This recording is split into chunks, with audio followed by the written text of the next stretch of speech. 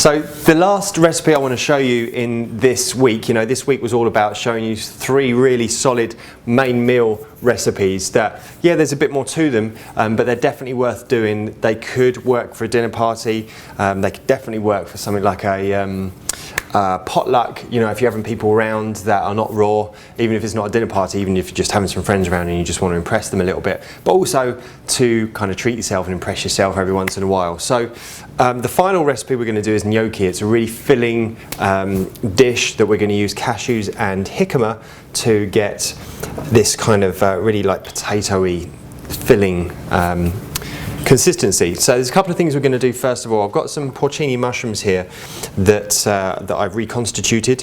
So they've been soaked, and the first thing we're going to do is just kind of roughly chop these so that we're actually going to put these inside the gnocchi, and we're going to make a really nice arrabbiata sauce for these as well.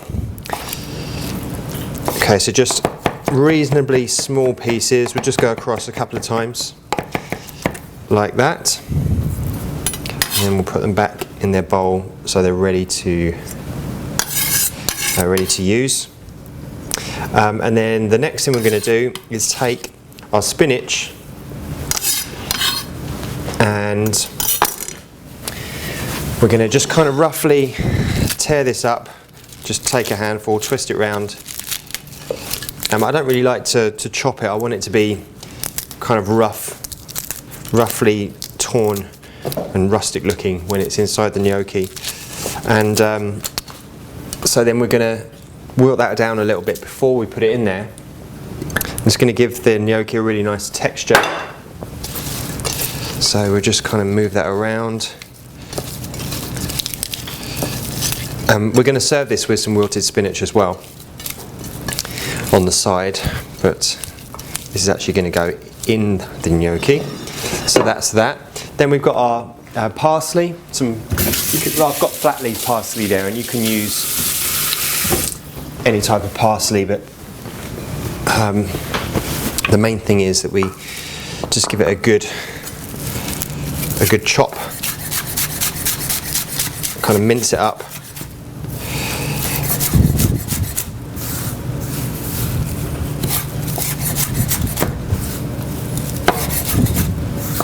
And I've used more than is in the recipe here, so I'm not going to use that whole thing.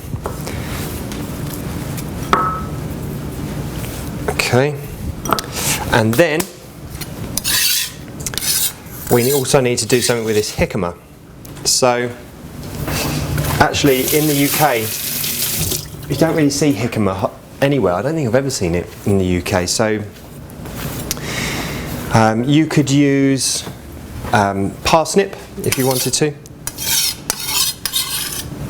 but if you use parsnip you're not going to need to do this next step that I'm going to do, which is it's very watery, so we need to get it in the food processor and we're just going to grind it up almost kind of like rice. We're going to be using this, or you can use this for rice just like you can for parsnip. In week 10 when we do the sushi, we're just going to process that down and then get it into the nut milk bag and give it a good squeeze, get rid of some of that water.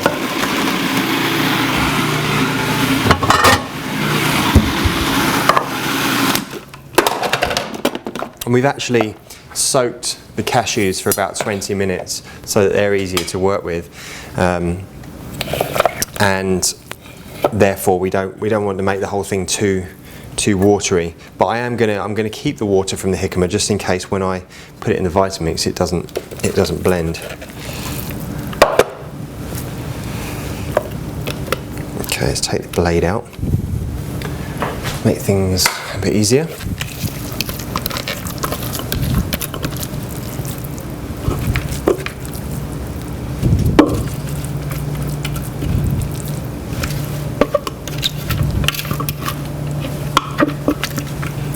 Okay, now you'd be surprised how much water actually comes out of this stuff.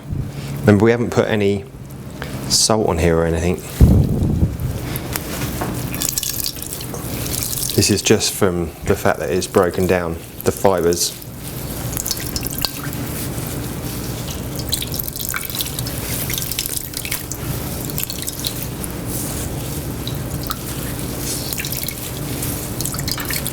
Okay, so you actually get a lot of the starchiness out as well in the water. That should be good. So I can just transfer that straight to the Vitamix.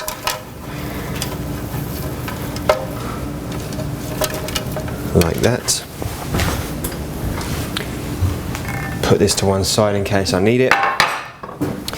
So I've got my jicama in there, got my soaked cashews. I want to leave these whole, I want to leave that kind of whole, and those as well, and actually I'm going to stir those in as well. The only things I want to put in here is my salt, my lemon juice,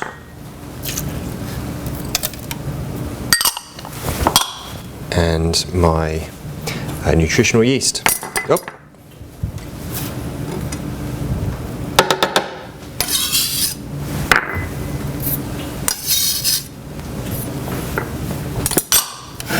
Okay, now definitely going to need the tamper for this.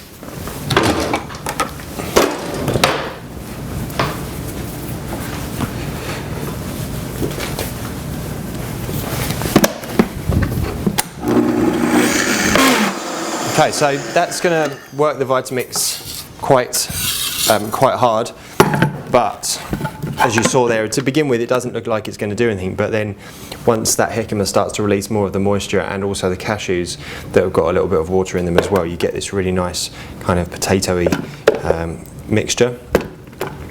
So what we're going to do with that is transfer it to the bowl here. Just make it so you can see.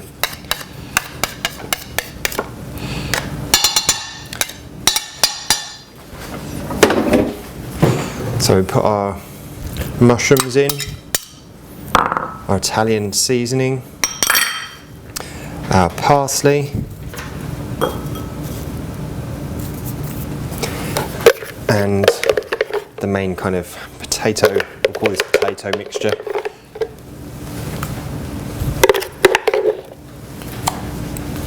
And what we're looking for here is why we didn't want it too wet. Is because we're looking for a mixture here that's really gonna it's gonna hold up, so we can cannel it, and I'll show you how you do that.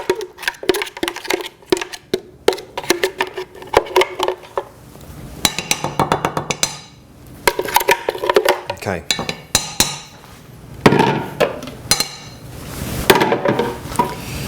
Actually, let's use a wooden spoon here, I think.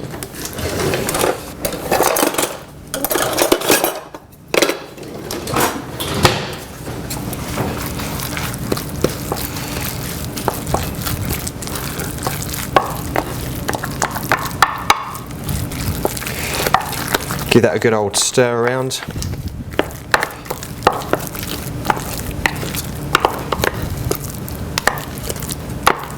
Okay, you can see there we've got a really nice mixture that is ready to form into individual gnocchi. Just make sure you break apart all the spinach leaves and they're not sticking together.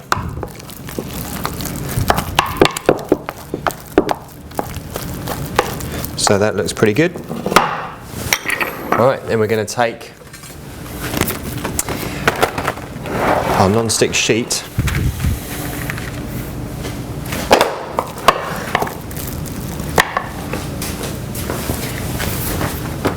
and we need 2 spoons.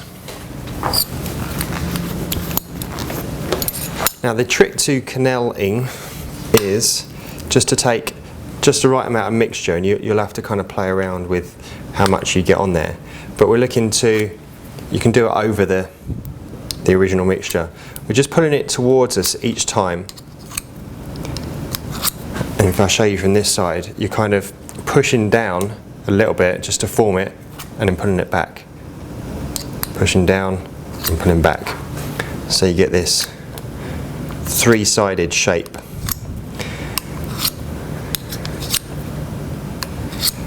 And you can just practice for a while, and then this is the thing, you have to you have to decide when you're happy, when you get the best one like that. So we've got the underside and we've got the 2 sides here, and then you just kind of pop it out onto the dehydrator sheet. So I'll show you that once more. I'll show you one more and then we'll come back and I'll show you them lined up. And if it's too difficult for you, it's probably because you've got too much mixture. Like if you have too much mixture on the spoon, then it's just, I mean obviously I've done way too much mixture there, but you know, it's not going to happen. So smaller amounts. And even if you start like this and it's a bit too much, you can always just take a little bit off, go through.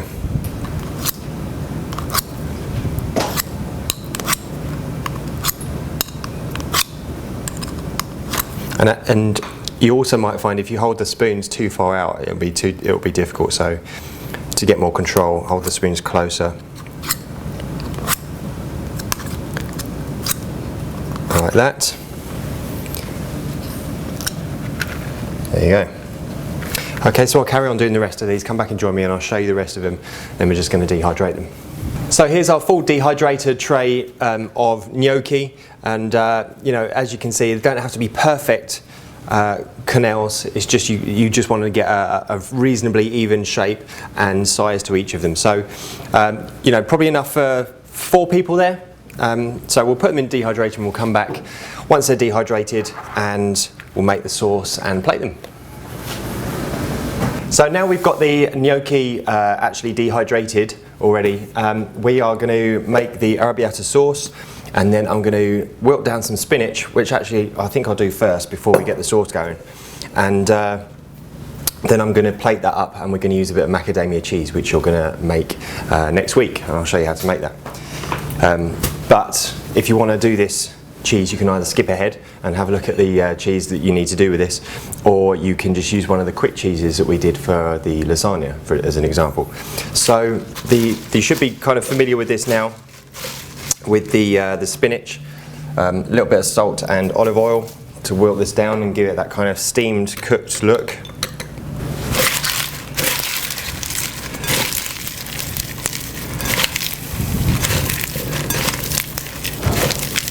Okay, so our spinach is nicely wilted down, so we can just put that to one side, and that will continue to soften for the next few minutes whilst we do this sauce. And so for this arrabbiata sauce, so an arrabbiata sauce is a spicy tomato sauce. We've got some de-seeded tomatoes, we've got some soaked sun-dried tomatoes, some fresh basil, red wine, option. Pinot Noir goes really nicely in this recipe. I don't often drink wine, but just a little bit of red wine in this sauce goes really nicely, just especially if you're making this meal for people that don't usually eat raw food. It will really appeal to their taste buds. So we've also got some onion, some garlic, lemon juice, salt, some red pepper flakes and some Italian seasoning. So let's put the high water content tomatoes in here first, and we de-seeded these because we don't want a really watery sauce. And this arrabbiata sauce, you can actually, once you've made this, put it in a bowl, cover it up, and then put it in dehydrated for a couple of hours and just warm it through. And then if you take the gnocchi straight out of the dehydrator as well, you know, raw food doesn't have to be cold necessarily. So I'm just going to give these a rough chop.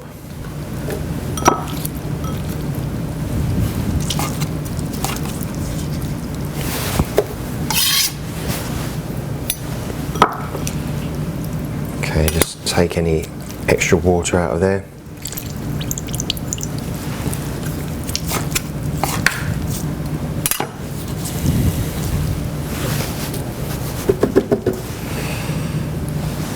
Okay, so the red wine, and actually I'm going to pulse these two in at the end to leave a little bit of texture to the some green flecks in the sauce and some texture in the chili flakes, so you get little chili flakes in the sauce still.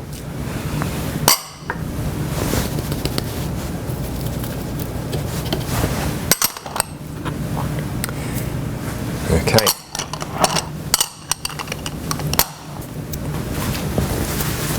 So let's blend this up. get this smooth, I'm actually going to take this bit out. I'm going to try and take it out so I can use my tamper if needed.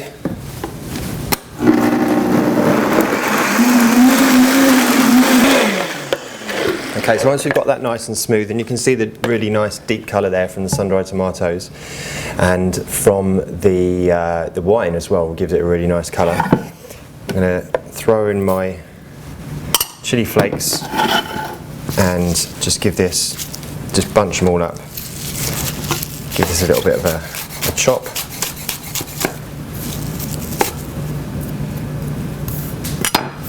So again, you've got the fresh aromatic herbs with the red wine in there, and the fresh and sun-dried tomatoes. It's just, those flavours are just going to really be really vibrant. And then I'm going to turn this back down. Turn it on enough to get those disappearing down inside there.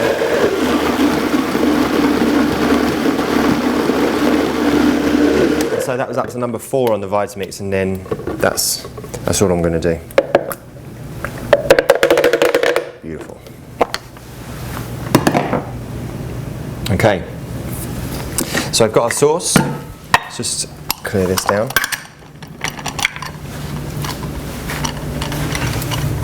We've got our sauce, we've got our gnocchi, which I'm going to take out of the dehydrator in a second. We've also got a wilted spinach here, and I'm going to get the cheese from the refrigerator, and we've got a really nice plate to plate this on. Again, this is like 2-person portion.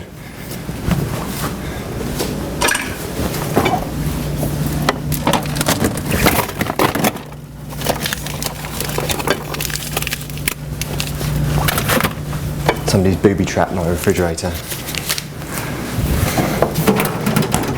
Okay, and here's the gnocchi. You might notice there was a couple missing that I've sampled, and also you'll notice about an hour before they were finished, I took them off of the non-stick sheet and just turned them over so they're dry all the way around. Okay,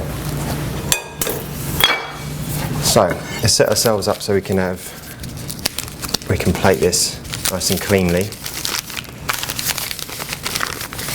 So this is the kind of cheese you're going to be making. This is actually a really nice kind of macadamia, fluffy kind of cheese that I can just pinch pieces off, and we can have those in with our gnocchi. So let's take a spoon.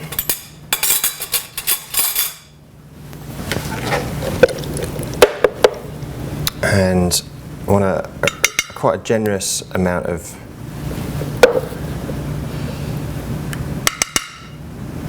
sauce on there. Let's just add to that a little bit.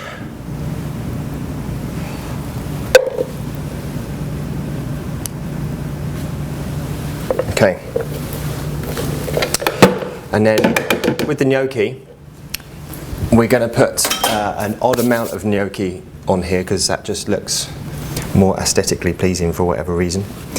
And we're just going to make this completely kind of random where we put them, just wherever seems like a good idea. So I'm going to have 5 on here, I think. Let's put 1 there and 1. You can kind of play around with this.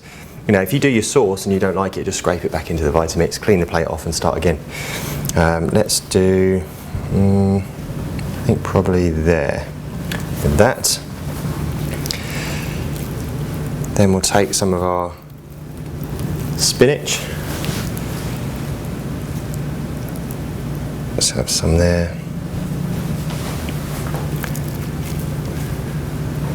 And some in there.